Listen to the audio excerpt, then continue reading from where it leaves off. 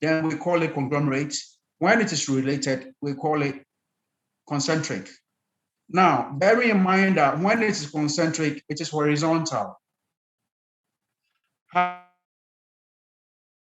However, but not necessarily being backward forward. Meaning, if you are involved in conglomerate diversification and for that matter unrelated, then that means you go and buy by the company that you bought, or you go and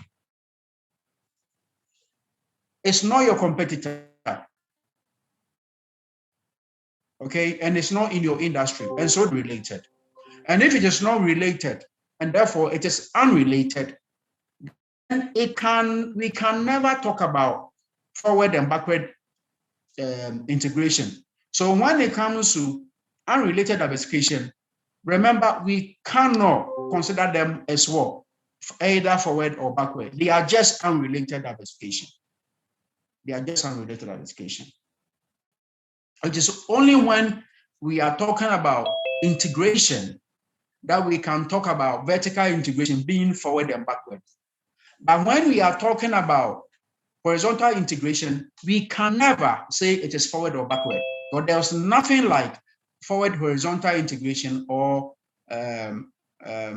backward horizontal integration. There's nothing like that. Okay, so this diagram explains everything for your understanding. Okay, now what we are going to do now is, in fact, I cannot emphasize enough. It's so important. I know some of you have logged off, about 10 people have gone. Let them go, okay? But keep it a secret. What we are doing from now, keep it. Don't. Those of you who are not here, don't tell them. Keep it to yourself. Very important. Now, we have now understood that when we develop our strategies, and for that matter, when we formulate our strategy, there are certain strategies that we formulate them at the very top of the organization, which we call corporate or business level. I want you to understand that the tools that we have already learned about, like TOES, BCG, IABS, another term is Gene Matrix. These three tools, we can combine the grand strategies of these tools, okay? And if you are able to combine them, we can use them to make decisions as to what to do in organizations. And I'm talking about, if you know the conditions that an organization is facing, UJ and industrial attractiveness and business strength to formulate grand strategies. I repeat, we can formulate grand strategies using tools, using BCG, and using IABS. Very simple, and we are going to do them right now. Already we are aware of tools, we are aware of BCG, and we are aware of IABS. And so that's why I've highlighted in red, already dealt with, already dealt with, already dealt with. I will speak about Porter's five forces, but on a different note. And so let's look at how we can use tools to formulate grand strategies. And so formulation of grand strategies at the corporate business level using commonly known tools like TOES, BCG, IABS. So first, let's look at TOES. TOES, already we are aware, is a tool that is a quadrant, it's a matrix. And so the vertical opportunities and threats, that means the vertical emphasizing on what? On the external environment. The horizontal emphasizes on the internal environment. So now let's use it to formulate grand strategies. Okay. So if a company's internal, that means if internally of the firm, it has a lot of strengths, manufacturing efficiency, skilled workforce, good market share, strong financial position, strong or superior reputation. If a company have these things, then internally they may be strong. However, if externally there are a lot of threats, if there are a lot of threats in the external environment, then the ground strategy to be involved in is diversification. That means the company should not put all his eggs in one basket. If the company is manufacturing water, then now the company should go ahead and maybe be involved in, let's say, in the food drink sector. Or if a company is a bank and they want to grow because they are strong internally, then they should go and buy a property development company. That means they are moving away from their core business to be involved in another sector. That is diversification. Or they can go, if a company have a bank in Ghana, they can go and buy another bank in Nigeria. Horizontal integration, which is diversification. So remember, if you have a lot of strengths internally and externally there are a lot of threats, the best strategy to be involved in is diversification. According to TOES. However, if internally you are strong and externally a lot of opportunities, then all that you have to do is maximize your risk. Be involved in high risk business, and so therefore be involved in aggressive, so therefore intensification. So whilst cell 1 is about intensification, cell 2 is about diversification. And remember, the conditions for intensification is not the same as diversification. Diversification, numerous internal strengths, numerous external threats. With intensification, numerous internal strengths, numerous opportunities. So understand that. If a company have internally, if you have a lot of weaknesses and it doesn't have a lot of strengths, then the strategy should be what? Retrenchment strategies, specifically liquidation, bankruptcy, and divestiture. However, if the company is internally weak, but there are opportunities in the external environment, then the company can be involved in turnaround, even though it is also defensive. But turnaround is a bit different from liquidation, a bit different from bankruptcy. Even though both of them are retrenchment, turnaround is far better than being involved in liquidation and bankruptcy. Okay, but note that when you are involved in turnaround, you can be involved in divestiture, but you cannot be involved in liquidation. Liquidation is the ending of a business in a very compulsory way.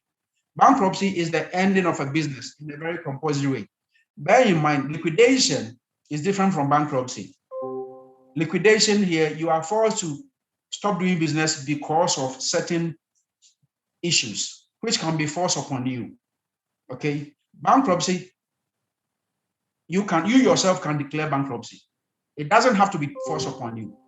Okay, and bear in mind, liquidation is the forceful ending of a business by administrators. The reasons may be different from bankruptcy. The reasons for liquidation is very different from bankruptcy. Understand that. So now you understand you can use TOES to formulate grand strategies at the corporate level in an organization. And another term for TOES, right now that we are looking at how we can use TOES to formulate grand strategies, we term this tool grand strategy formulation tool or matrix. Grand strategy formulation tool or matrix. Any question on how we can use JS2 or TOES to formulate grand strategies at the corporate level? Any question? Very, very important.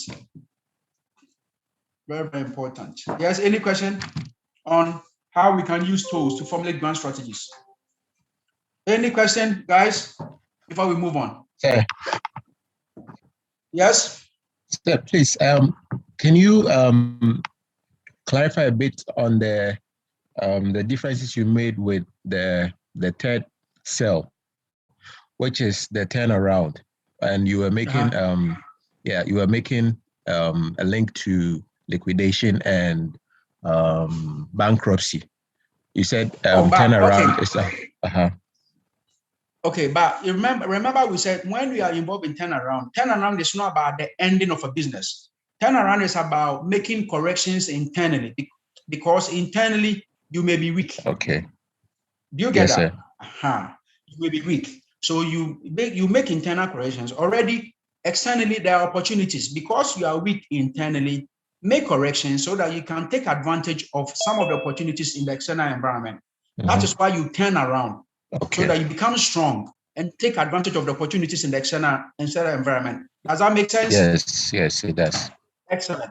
Now look at cell 4. Cell 4 here, liquidation, bankruptcy are the ending of a business. So if you look at it, if you are internally weak and externally there are also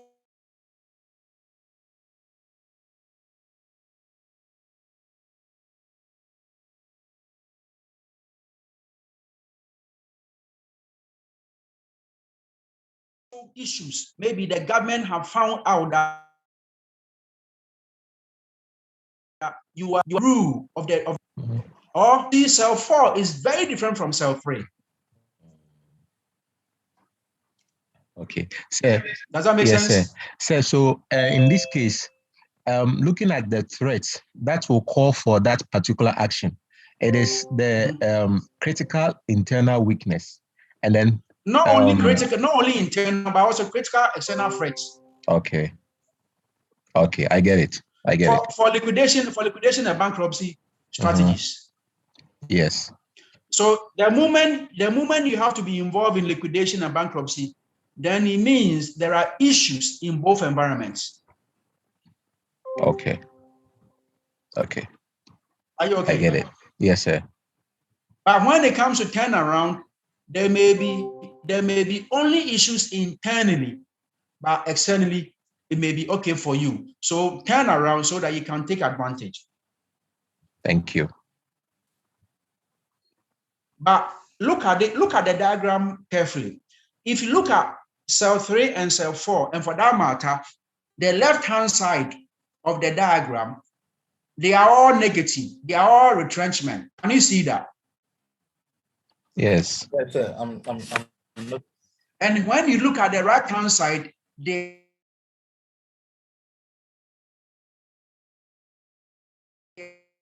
are all growth. Left-hand side is what? Retrenchment, but different aspect of what? Retrenchment strategies. So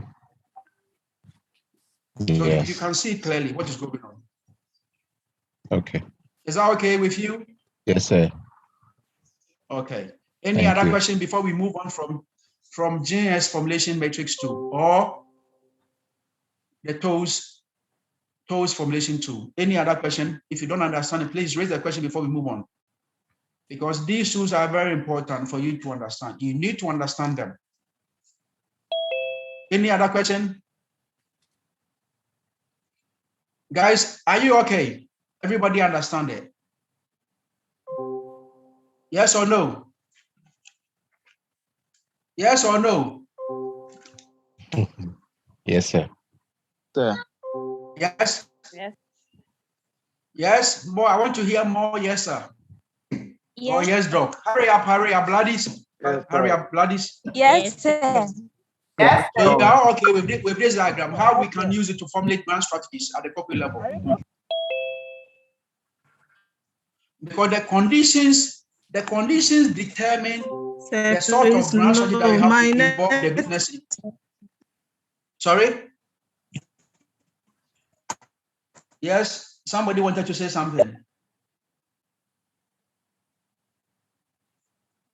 Somebody wanted to say something. Okay, I was.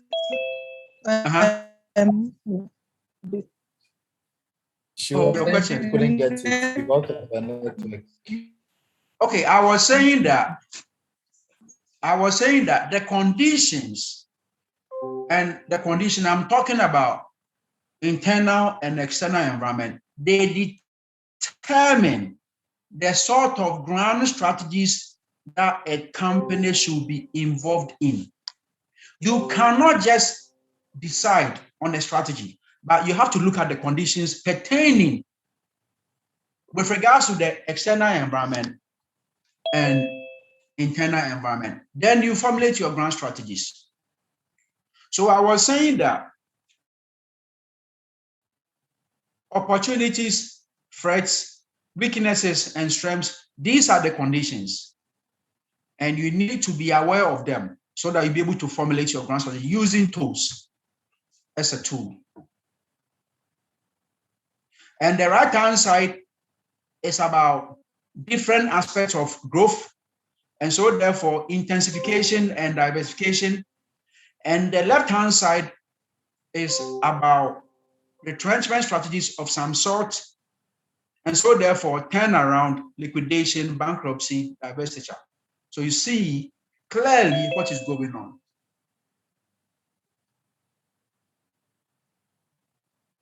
All right, so we can move on. Can we?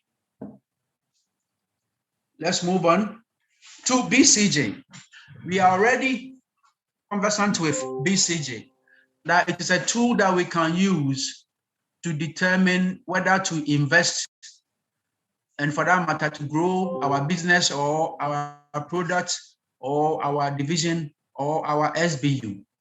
And so a star is a product or a business that has high market share, high market growth.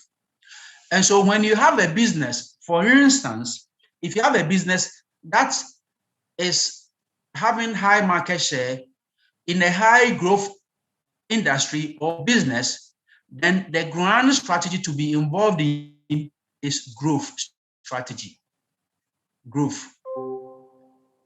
And that growth can be diversification, it can be intensification. However, if you have a business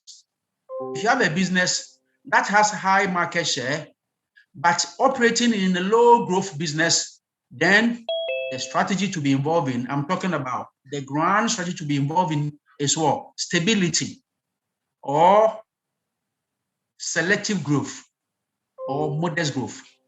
Meaning, don't risk, rather be stable, because you are operating in a business that is seeing low growth. So don't pump money there, be stable and wait till the external environment improves. And so therefore be stable, or if you involve the business in any sort of growth, then be selective. Be selective. On the other hand, if the business is a question mark, then you have a decision to make. For a promising question mark, be involved in growth strategy. That is either in the intensification, or if the question mark is not promising,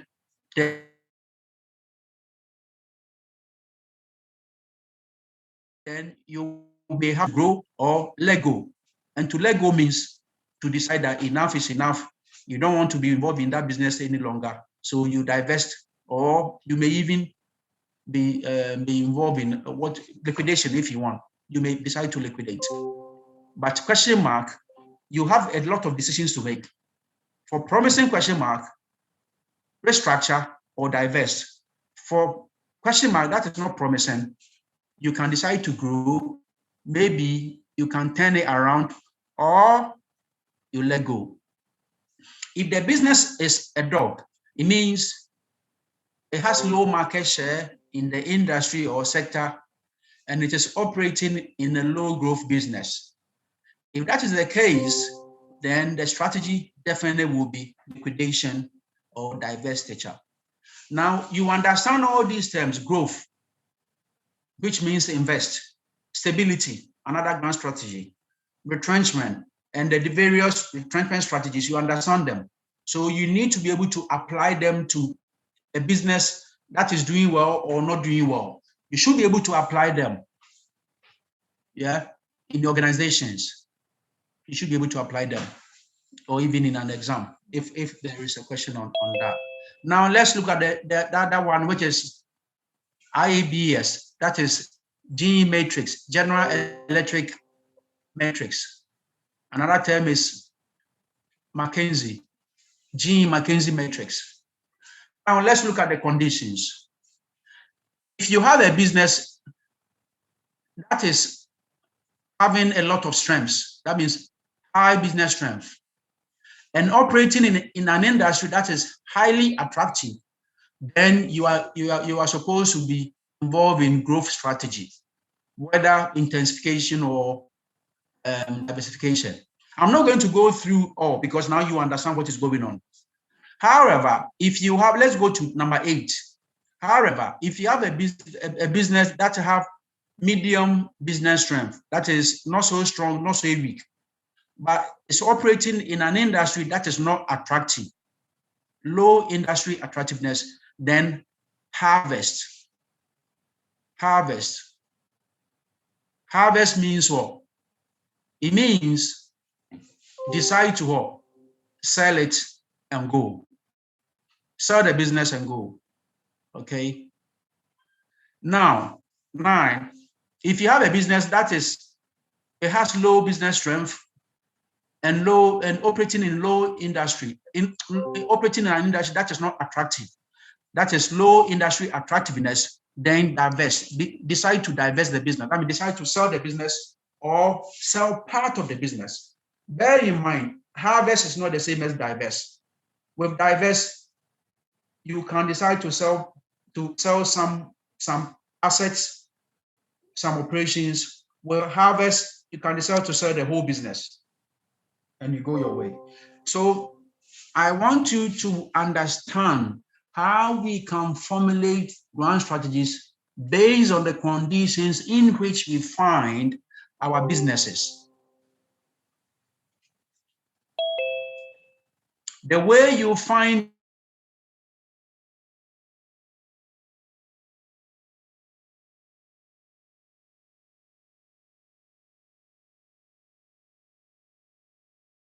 your internal and your external, find ourselves as a business, we'll be able to formulate strategies so that either we grow or we become stable or we retrench. And as we retrench and make some corrections, we can begin to grow again. Any question or questions? How you can use BCJ, IABS, and TOES to formulate grand strategies. Any questions? Because I know you understand them now. Any questions, guys? Sir, no, but sir, please, I Yes. want to verify. The SEL, is it a selective growth or selective investment? Which one? Oh, selective, yes, selective growth. Okay, Yes. sir. Okay, sir. Selective growth. Already you are aware of these two from two, I think 2-3 weeks ago. Yeah. Selective growth. Stability means protect. When you are stable, you are protected. So that's why, in fact, when we are looking at the 2-3 weeks ago, was stability. It was what? Protect. But protect means stability. Yeah, growth means invest. Invest means growth. Okay. So you see, harvest means milk. You milk it, you take your cash, you go away. Okay. Divest means sell part of the business. Okay. So assuming in an exam, if you say growth or you say invest, I know what you mean. If you say protect, I know you mean stability. If you say stability, I know you mean protect. Okay. Okay, sir. All right. But bear in mind that selective growth is not the same as growth. You can be involved in selective growth. The reason why, number 2, let's look at number 2. You have a condition whereby business strength is medium. but you are operating in an industry that is highly attractive. And I'm saying that you can be involved in what? Selective growth. And so therefore, selective investment. So please know that the selective here applies to both of them. Selective growth, selective investment. Does that make sense? Yes, sir. All right. But if you look at the first one, it is growth or grow and invest. Because there, internally, you have a lot of strengths. Externally, the industry in which you are operating is highly attractive.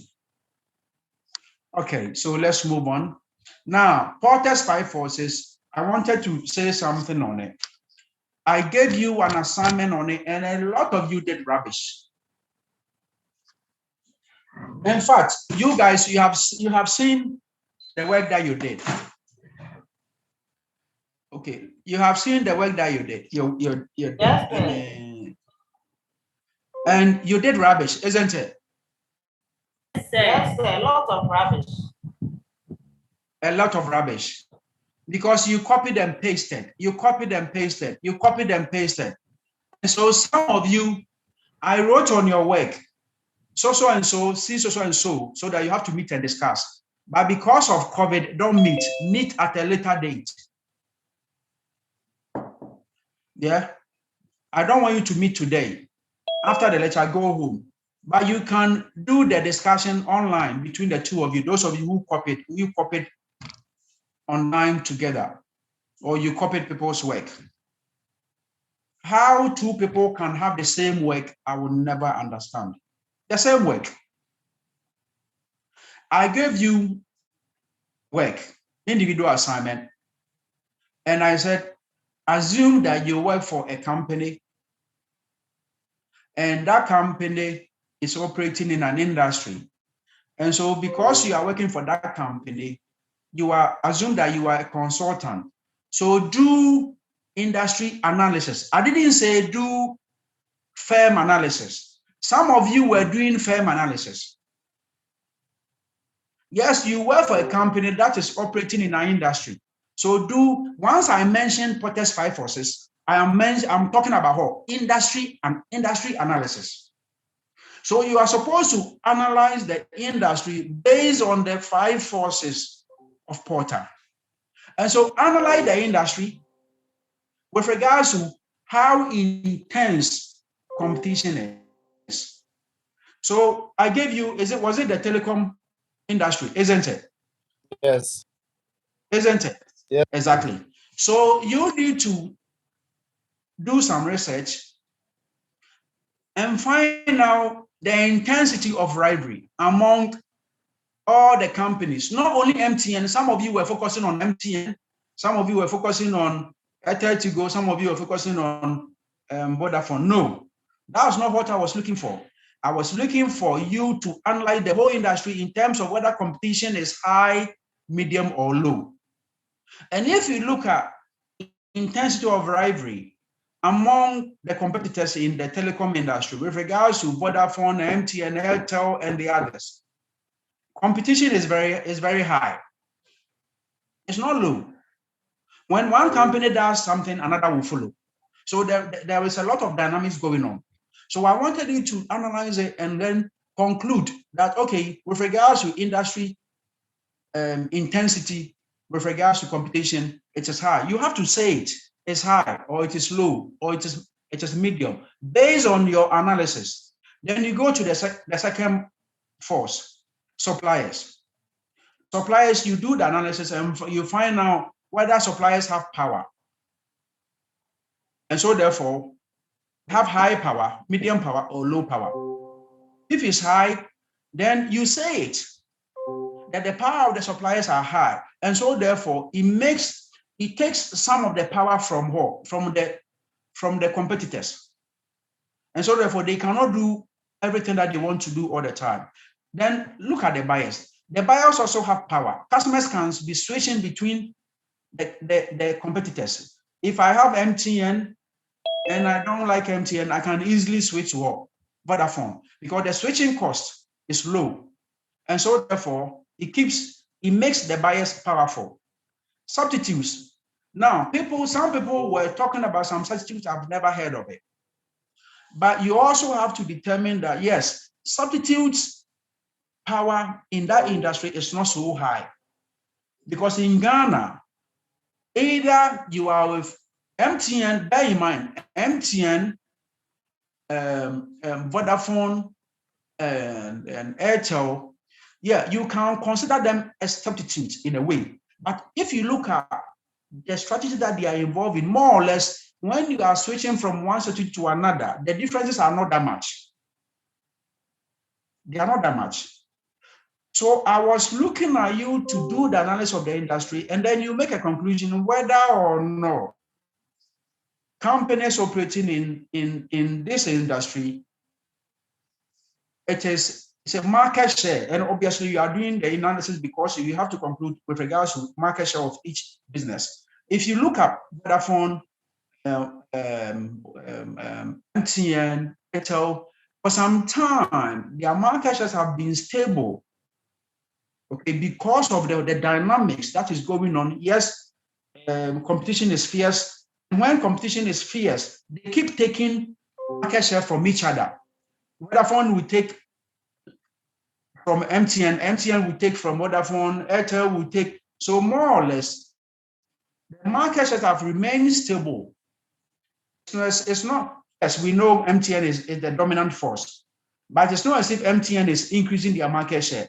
And it's not as if Vodafone is also increasing. So more or less, they are stable in the market share. That is what I was expecting you to do, but it was better for you to do an independent analysis, even if it is not good, than for you to go and copy. So all those who were copying, they know what they got. 1, 2, 3, 4, they are lucky. Those who didn't copy and they did their own work, and I was able to determine that, yes, maybe the work is not that good, but at least I can see some independent work. We're getting the 13, 14, 15 sort of thing. Okay. And so I want to repeat, Porter's 5 forces is a tool that we can use to formulate strategies at the corporate or business level. Here, you need to analyze the industry. Then you can make a determination whether or not you want to continue to stay in that industry or you want to get out. And so it's not so much about grand strategies, but it's about making a decision whether to stay or to leave. And so therefore, whether to continue to invest or not to invest in a way. Okay. So that's why we tend to say that Porter's 5 forces, it makes companies to examine the operations in which they are involved in. Bearing in mind that you'll be able to make a decision whether they can increase their share or their shares will go down, considering the 5 forces that you have to consider, because there will be a lot of things going on. Anytime that in an industry you find that the intensity of competition is high, then market share among competing firms will be low. But whenever you find competition not being high, then what tends to happen is that market shares among them will be high. But it goes like that. When suppliers have power, it reduces the power of competitors. When buyers have power, it reduces the power of competitors. When entry barrier is low, it enables other competitors to enter, or should I say other businesses to enter. And as they enter the industry, they are going to reduce the market share of those who are already in that industry.